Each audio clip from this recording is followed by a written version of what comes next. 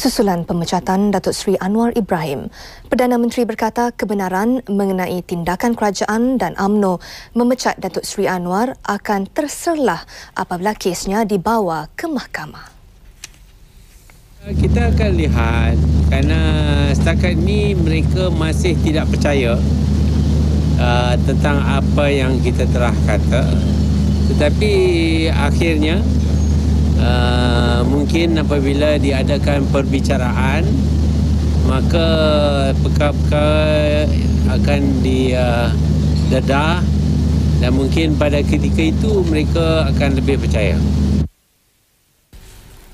Dalam perkembangan berkaitan, Perdana Menteri berkata Datuk Ahmad Zahid Hamidi sepatutnya berundur daripada jawatan Ketua Pemuda UMNO. Menurut Datuk Seri Dr. Mahathir, Datuk Zahid sebaliknya enggan berbuat demikian untuk menyalahkan mereka yang menyuruhnya meletakkan jawatan.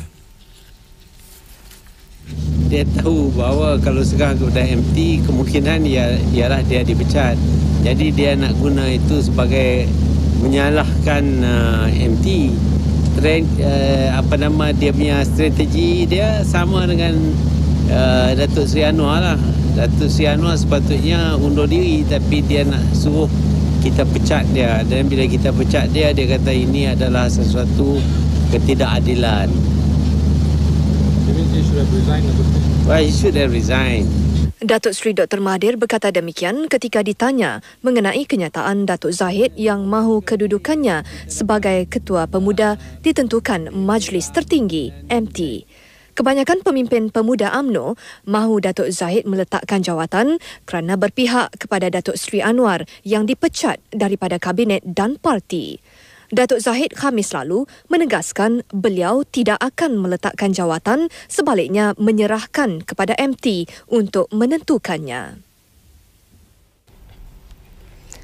Pada sidang media itu, Datuk Seri Dr. Mahathir turut diminta mengulas mengenai tindakan Datuk Seri Anwar menggunakan masjid untuk menyampaikan agenda politiknya.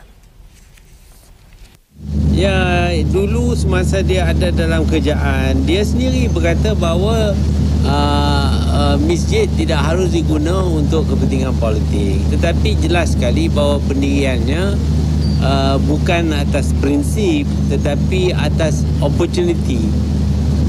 Bila dia berada dalam kerjaan, dia nak supaya opportunity itu tak dapat kepada orang lain.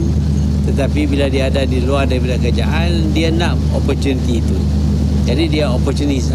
Datuk Seri Dr. Mahathir turut ditanya mengenai dakwaan Datuk Seri Anwar bahawa ulama UMNO sebagai ulama murahan. Dia mengutuk ulama-ulama. Ya, itu kita tengoklah. Dia nak kutuk ulama-ulama, yang itu dia punya tanggungjawab lah. Kalau dia kutuk benda yang tak orang yang tidak berdosa, yang itu terpulang balik kepada dia. Beliau turut mengulas tindakan Datuk Seri Anwar memberi ceramah umum ke seluruh negara. Kalau ada public order, kita akan ambil tindakan.